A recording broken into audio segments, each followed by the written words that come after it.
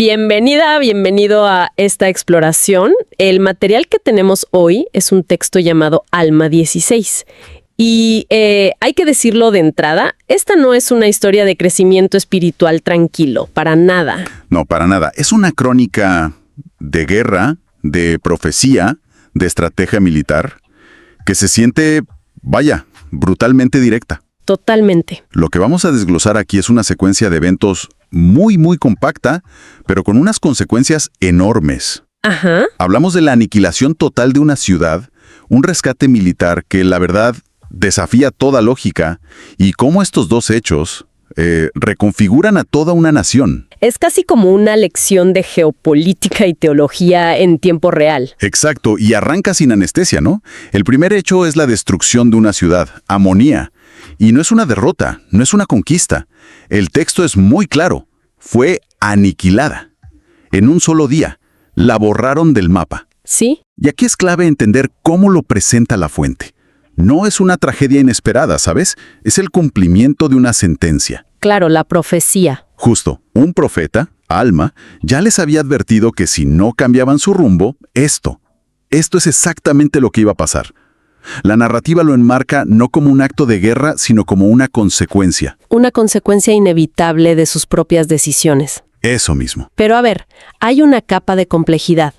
Los atacantes son los lamanitas, sus enemigos de siempre.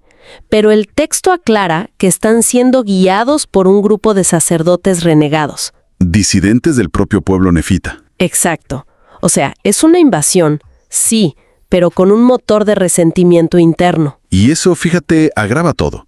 Ahora, desde una perspectiva moderna, esta idea de aniquilar una ciudad entera, sin salvar a nadie, es algo muy difícil de procesar. Justo a eso iba. Uno se pregunta por la moralidad de un acto tan absoluto.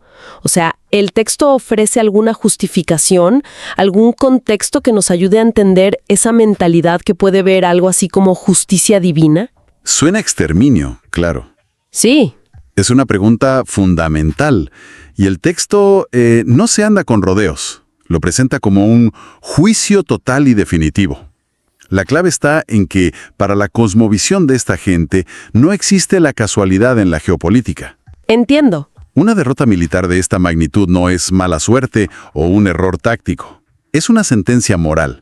Habían llegado a un punto de no retorno. Así que la destrucción no es un castigo arbitrario, sino el resultado natural, casi matemático, de sus acciones. La profecía no era una amenaza, era un diagnóstico. Es como si el universo tuviera leyes morales tan estrictas como las físicas. Si sueltas una piedra, cae. Si una sociedad llega a cierto nivel de corrupción, colapsa. El texto lo narra con esa misma certeza. Y esto redefine por completo la relación entre fe y Estado en su mundo. Claro. Porque si los grandes eventos nacionales son manifestaciones de un juicio divino, entonces la figura más importante no es el general. Es el profeta. Y eso nos lleva directamente al siguiente punto de la crisis. La destrucción de Amonía no detiene a los lamanitas. Siguen avanzando, arrasando aldeas y tomando cientos de prisioneros. Hombres, mujeres, niños. La amenaza no ha terminado, solo ha cambiado de forma. Y aquí es cuando la respuesta de los nefitas cambia por completo las reglas del juego. Totalmente. Uno esperaría que su líder militar, el capitán Zoram, reuniera su consejo de guerra, sacara los mapas, analizara informes, planea un contraataque basado en la lógica militar. Pero no hace nada de eso. Y esto es lo fascinante. Sí, en medio de una crisis militar con la vida de cientos de civiles en juego y el tiempo en contra, su primer movimiento es ir a buscar al profeta Alma. Es una decisión que, para cualquier estratega moderno, parecería una locura. Una abdicación de su responsabilidad. Pero él no lo ve así. Él lo ve como el siguiente paso lógico dentro de su cosmovisión. Claro, si la destrucción fue un evento profético, el rescate también debe tener un componente divino. Y la fuente introduce aquí una idea muy poderosa. Dice que la estrategia que buscan nace de inspiración, no de adivinación. No es magia. Es tratar la revelación como una fuente de inteligencia de alto nivel. O sea, que el profeta se convierte, en esencia, en el principal oficial de inteligencia de la nación. No le pide un milagro, le pide datos. Exactamente.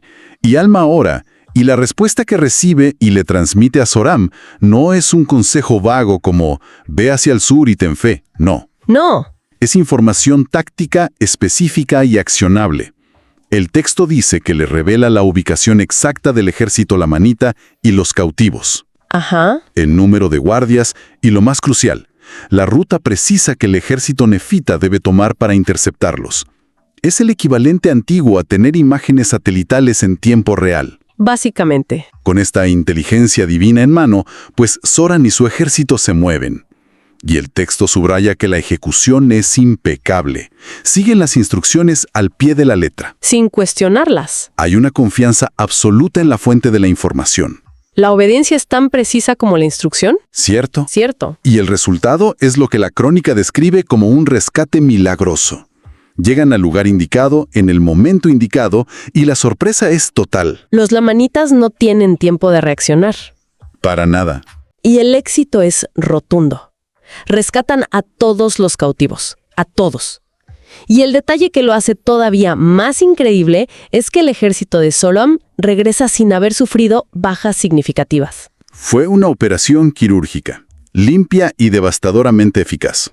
Por eso la fuente insiste en que no se interprete solo como una gran victoria militar. Claro. Sí, la ejecución fue excelente, pero la base del éxito no fue la genialidad táctica de Zoram. Fue su humildad para reconocer los límites de su conocimiento y buscar una guía superior. El evento se presenta como la prueba de que su sistema funciona. Exacto. La colaboración entre el poder militar y el poder profético es la clave de su supervivencia. Ok, entonces, después de una victoria tan espectacular, uno esperaría desfiles, celebraciones... No, un estallido de euforia nacional. Lo lógico. Pero la reacción que describe el texto es todo lo contrario. Habla de una respuesta sobria y disciplinada. ¿Por qué esa contención? Y es que la narrativa aquí frena en seco. Pasamos de la adrenalina del combate y el rescate a algo mucho más administrativo, digamos. Es un cambio de ritmo deliberado. Totalmente. El mensaje parece ser que la verdadera victoria no está solo en ganar la batalla, sino en lo que haces después. No hay tiempo para la autocomplacencia. Claro, porque aunque ganaron esta vez, el ataque inicial demostró lo vulnerables que eran.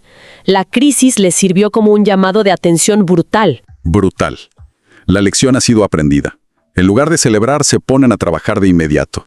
El texto describe cómo empiezan a fortificar sistemáticamente sus fronteras. Establecer guarniciones permanentes en puntos estratégicos. Y asegurar las rutas de acceso.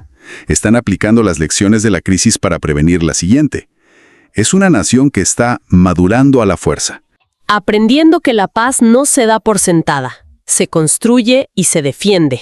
Así es. Y todo esto nos lleva de vuelta al punto de origen de todo, a la ciudad de Amonia. ¿Qué pasa con ella? La reconstruyen. Aquí es donde la historia cierra el círculo de una manera escalofriante. El texto dice que el lugar se convierte en un desierto abominable. ¿Un desierto abominable? Sí.